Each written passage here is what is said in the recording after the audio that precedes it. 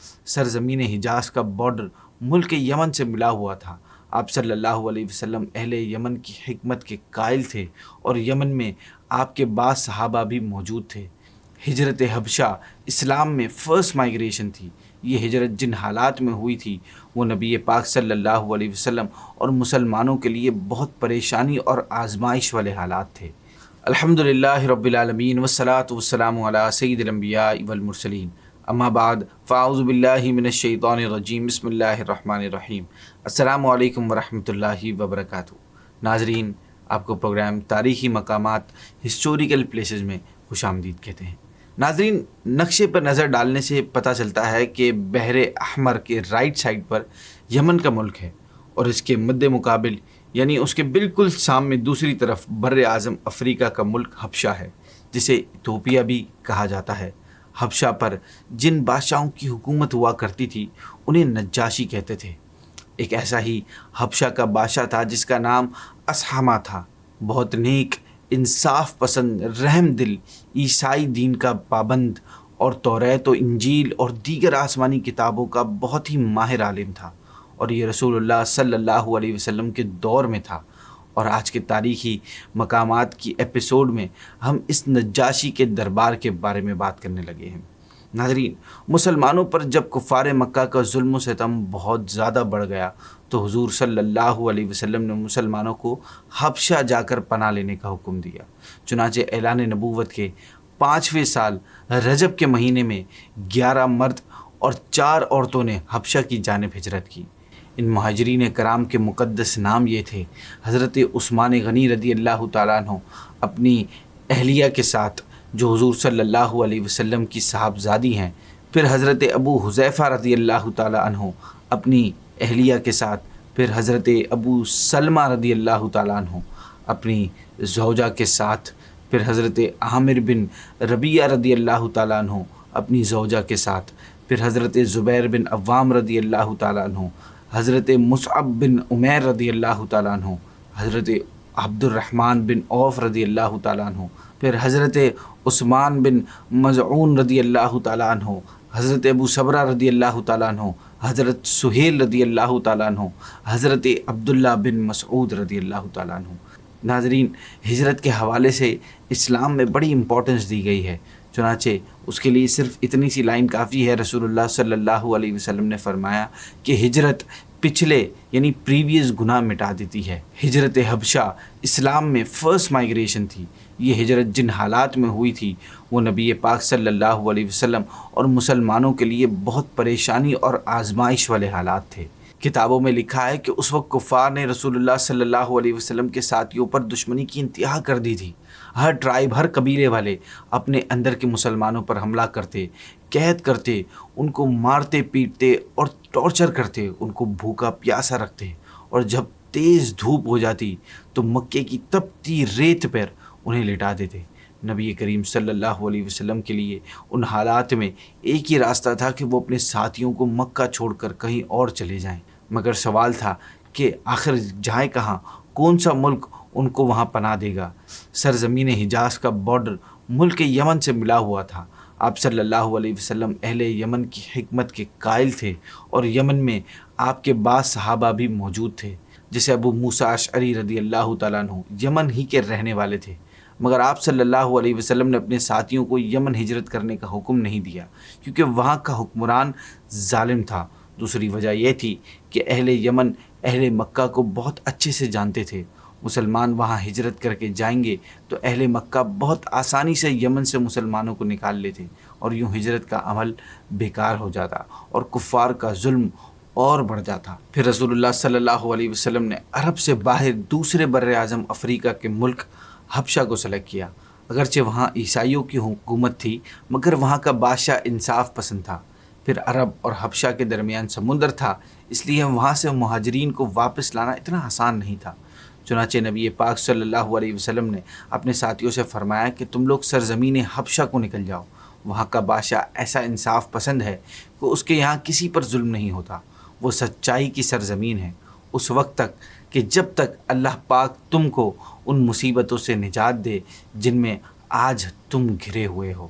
نبی پاک صلی اللہ علیہ وسلم حبشہ کی حکومت اور وہاں کے معاشرے کو بھی جانتے تھے، اور یوں لگتا تھا کہ شاید آپ حبشہ کے بادشاہ نجاشی کو بھی جانتے تھے۔ اس لیے آپ صلی اللہ علیہ وسلم نے نجاشی پر اعتماد کر کے اپنے صحابہ کو ان کے ملک بھیجا تھا، اور اس اعتماد کا ایک ثبوت یہ بھی ہے کہ حضرت جعفر طیار کو ہجرت کے وقت رسول پاک صلی اللہ علیہ وسلم نے ایک خط بھی دیا تھا کہ اسے نجاشی کو دے دینا، جس میں لکھا تھا کہ میں اپنے چچا زاد بھائی جعفر کو آپ کے پاس بھیج رہا ہوں، اس کے ساتھ کچھ اور مسلمان ہیں، جب یہ آپ کے پاس پہنچیں تو ان کی مہمان نوازی کریں۔ ناظرین، اب شروع ہوتا ہے ہمارے تاریخی مقام کی طرف سفر۔ 15 افراد پر مشتمل مہاجرین کا یہ قافلہ جب شائبہ کی بندرگاہ پر پہنچا تو ان کو حبشہ جانے والی 2 کشتیاں مل گئیں، اور وہ اس پر فوراً سفر کر کے روانہ ہو گئے۔ کفار مکہ کو جیسے ہی ان لوگوں کی ہجرت کا پتہ چلا تو ان ظالموں نے گرفتار کرنے کے لیے ان کا پیچھا کیا، لیکن یہ لوگ کشتی پر سوار ہو کر روانہ ہو چکے تھے، اس لیے کفار ناکام واپس لوٹے۔ مکے سے نکلنے والے مہاجرین کا یہ قافلہ حبشہ پہنچ کر امن و امان کے ساتھ خدا کی عبادت میں مصروف ہو گیا، لیکن ابھی شعبان اور رمضان کے 2 مہینے ہی گزرے تھے کہ اچانک یہ خبر پھیل گئی کہ کفار مکہ مسلمان ہو گئے۔ یہ خبر سن کر چند لوگ حبشہ سے مکہ لوٹ آئے، مگر یہاں آ کر پتہ چلا کہ یہ خبر غلط تھی۔ چنانچہ کچھ لوگ تو پھر حبشہ چلے گئے، مگر کچھ لوگ مکے میں ہی چھپ کر رہنے لگے، لیکن کفار مکہ نے ان لوگوں کو ڈھونڈ نکالا اور ان لوگوں پر پہلے سے بھی زیادہ ظلم ڈھانے لگے۔ تو حضور صلی اللہ علیہ وسلم نے لوگوں کو پھر سے حبشہ چلے جانے کا حکم دیا۔ چنانچہ حبشہ سے واپس آنے والے اور ان کے ساتھ دوسرے مظلوم مسلمان ٹوٹل 83 لوگوں کو حبشہ کی طرف ہجرت کرنے کا فرما دیا۔ ایک بار پھر تمام مہاجرین بہت امن و سکون اور چین کے ساتھ حبشہ میں رہنے لگے، مگر کفار مکہ کو کب گوارا ہو سکتا تھا کہ مسلمان کہیں بھی امن و چین کے ساتھ رہیں۔ لہٰذا ان ظالموں نے کچھ گفٹس کے ساتھ عمر بن عاص اور عمارہ بن ولید کو حبشہ کے بادشاہ نجاشی کے دربار میں اپنا سفیر بنا کر بھیجا۔ یہ دونوں حضرات ہمارے آج کے تاریخی مقام نجاشی کے دربار میں پہنچ کر بادشاہ کو تحفے پیش کیے اور بادشاہ کو سجدہ کر کے یہ اپیل کرنے لگے کہ اے بادشاہ، ہمارے کچھ مجرم مکے سے بھاگ کر آپ کے ملک میں رہنے لگ گئے ہیں، آپ ہمارے ان مجرموں کو ہمارے حوالے کر دیجیے۔ نجاشی چونکہ ایک انصاف پسند بادشاہ تھا، اس لیے مسلمانوں کو اپنی بات کہنے کا موقع دیا اور کورٹ میں بلا لیا۔ حضرت علی رضی اللہ تعالیٰ عنہ کے بھائی حضرت جعفر رضی اللہ تعالیٰ عنہ مسلمانوں کے ریپریزنٹیٹو تھے۔ وہ گفتگو کرنے کے لیے آگے بڑھے اور دربار کے آداب کے مطابق بادشاہ کو سجدہ نہیں کیا، بلکہ صرف سلام کر کے کھڑے ہو گئے۔ درباریوں نے انہیں ٹوکا اور سجدہ کرنے کا کہا تو حضرت جعفر رضی اللہ تعالیٰ عنہ نے فرمایا کہ ہمارے رسول صلی اللہ علیہ وسلم نے خدا کے سوا کسی کو سجدہ کرنے سے منع فرمایا ہے، اس لیے میں بادشاہ کو سجدہ نہیں کر سکتا۔ نجاشی نے حضرت جعفر کے سامنے مشرکین کا مقدمہ رکھا تو حضرت جعفر نے اپنے دفاع میں 3 سوالات کیے۔ پہلا سوال یہ تھا، کیا ہم کسی کے غلام ہیں جو اپنے آقا سے بھاگ کر آئے ہیں؟ اگر ایسا ہے تو ہمیں ضرور واپس لوٹا دیا جائے۔ نجاشی نے عمر بن عاص سے جواب طلب کیا تو انہوں نے کہا، نہیں، یہ لوگ آزاد اور شریف ہیں۔ دوسرا سوال یہ کیا، کیا ہم کسی کو قتل کر کے بھاگے ہیں؟ اگر ہم نے ناحق خون کیا ہے تو ہمیں مقتول کے سروائیورز کے حوالے کر دیا جائے۔ نجاشی نے جواب طلب کیا تو عمر نے کہا کہ انہوں نے ایک قطرہ بھی خون نہیں بہایا۔ تیسرا سوال یہ کیا، کیا ہم نے کسی کا مال کھا کر بھاگے ہیں؟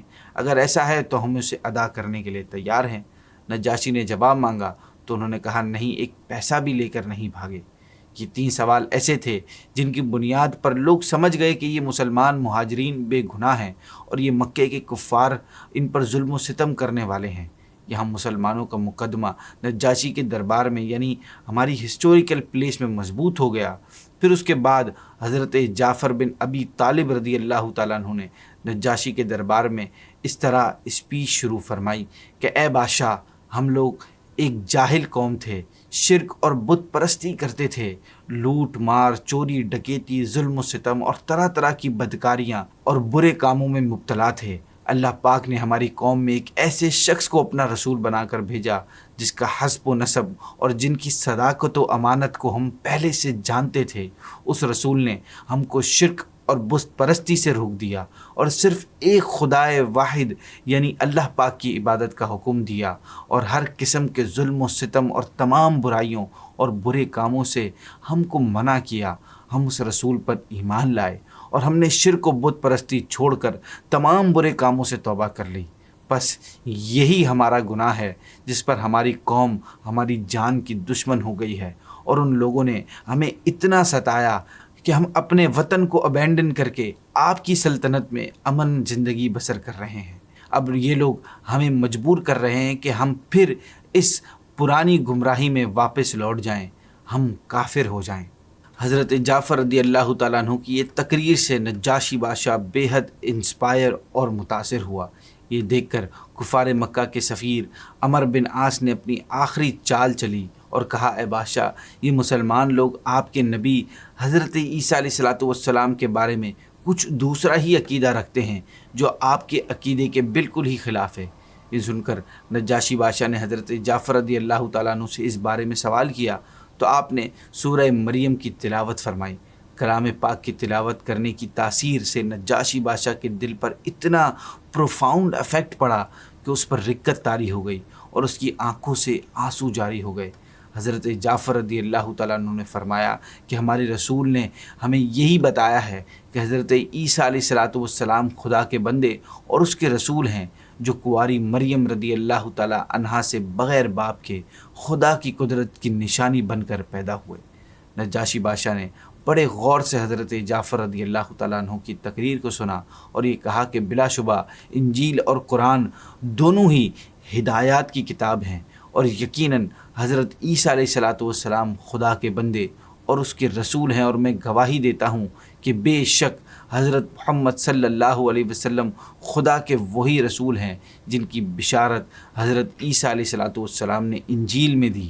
اور اگر میں سلطنت کے قانون کے مطابق تخت شاہی پر رہنے کا پابند نہ ہوتا تو میں خود مکے جا کر رسول اکرم صلی اللہ علیہ وسلم کی جوتیاں سیدھی کرتا اور ان کے قدم چومتا۔ بادشاہ کی تقریر سن کر جو بڑے پکے اور بڑے ایکسٹریمسٹ عیسائی تھے ناراض اور غصے ہو گئے، مگر نجاشی بادشاہ نے اس سب کو ڈانٹ کر خاموش کر دیا اور کفار مکہ کے تحفوں کو واپس لوٹا کر عمر بن عاص اور عمارہ بن ولید کو دربار سے نکلوا دیا اور مسلمانوں سے کہہ دیا کہ تم لوگ میری سلطنت میں جہاں چاہو امن و سکون کے ساتھ آرام و چین کی زندگی بسر کرو، کوئی تمہارا کچھ نہیں بگاڑ سکتا۔ دوبارہ حبشہ کی طرف چلتے ہیں اور آپ کو بتاتے ہیں کہ اس سفیر والے معاملے کے بعد مسلمان تقریباً 15 سال تک حبشہ میں رہے۔ وہاں انہوں نے شادی کی، ان کی اولادیں ہوئیں اور پرامن شہری کی زندگی گزارتے رہے۔ تقریباً 100 آدمیوں پر مشتمل وہاں ایک کالونی آباد ہو گئی تھی، اور حبشہ کی یہ پہلی مسلم کالونی تھی۔ مسلمان وہاں چھوٹا موٹا کاروبار بھی کرتے تھے اور محنت و مشقت سے روزی کماتے تھے۔ مہاجرین جب تک حبشہ میں رہے ملک کے خیر خواہ اور نجاشی کے لیے دعائیں کرتے رہے۔ چنانچہ جب نجاشی کے خلاف اس کے ایک شہری نے بغاوت کی تو مسلمانوں نے نجاشی کی کامیابی کے لیے دعائیں کی۔ حضرت ام سلمہ روایت کرتی ہیں کہ ہم لوگوں نے نجاشی کے لیے دعا کی کہ اللہ اسے دشمن پر فتح عطا کرے اور اس کے ملک پر اس کا اقتدار جما دے۔ واضح رہے نجاشی بادشاہ مسلمان ہو گیا تھا، چنانچہ اس کے انتقال پر حضور صلی اللہ علیہ وسلم نے مدینہ منورہ میں اس کے نماز جنازہ پڑھی۔ حالانکہ نجاشی بادشاہ کا انتقال حبشہ میں ہوا تھا اور وہ حبشہ ہی میں دفن بھی ہوئے، مگر نبی پاک صلی اللہ علیہ وسلم نے ان کی غائبانہ نماز جنازہ پڑھ کر ان کے لیے دعائیں مغفرت فرمائیں۔ لیکن اصل بات تو یہ ہے کہ غائبانہ نماز جنازہ تو تھی ہی نہیں، کیونکہ حضرت ابن عباس کی روایت میں ہے کہ آپ فرماتے ہیں کہ حضرت نجاشی کا جنازہ حضور کے لیے ظاہر کر دیا گیا تھا، یعنی نجاشی کی میت کو حضور کے سامنے تھی۔ نجاشی کی میت حضور نے اس کو دیکھا اور اس پر نماز پڑھی۔ ایک اور بات بھی یہاں پر آپ کو بتاتا چلوں کہ نجاشی بادشاہ مسلمان ہو گیا تھا۔ اس کا واقعہ کچھ اس طرح ہے کہ جب حضور صلی اللہ علیہ وسلم مدینہ منورہ ہجرت کر کے پہنچ چکے تھے تو نجاشی نے حضرت جعفر طیار رضی اللہ تعالیٰ عنہ اور حضرت ام حبیبہ رضی اللہ تعالیٰ عنہ اور دیگر مہاجرین حبشہ کو ایک جہاز میں مدینہ منورہ کی طرف روانہ کیا، اور اس کے بعد دوسرے جہاز میں اپنے بیٹے کو کچھ لوگوں کے ساتھ رسول اللہ صلی اللہ علیہ وسلم کی خدمت میں ایک خط دے کر بھیجا، جس میں اپنے ایمان لانے کا حال بھی لکھا تھا۔ تو یہ تھا آج کا تاریخی مقام نجاشی کا دربار، جہاں اللہ پاک نے مسلمانوں کو فتح نصیب فرمائی اور کافروں کو ذلیل و رسوا کیا۔ اس واقعے سے ہمیں یہ پتہ چلتا ہے کہ ہمارے صحابہ نے کس انداز سے تکلیفیں برداشت کیں اور گھر بار چھوڑ کر دوسرے ملک کی طرف ہجرت کی، اور پھر اللہ پاک نے ہمارے صحابہ کو کیسا حوصلہ دیا اور بات کرنے کا کیسا خوبصورت طریقہ دیا تھا کہ انہوں نے نجاشی کے دربار میں بھی اتنے اچھے انداز میں بات کہی اور اپنا پیغام پہنچایا کہ نجاشی مسلمان ہو گیا۔ ایک مسلمان کو ایسا ہونا چاہیے، اس کا کردار، اس کا عمل جو اسے دیکھے اسلام سے محبت کرنے والا ہو جائے۔ اللہ پاک سے دعا ہے کہ وہ ہمیں ایک اچھا مسلمان بننے کی توفیق نصیب فرمائے، آمین۔ ناظرین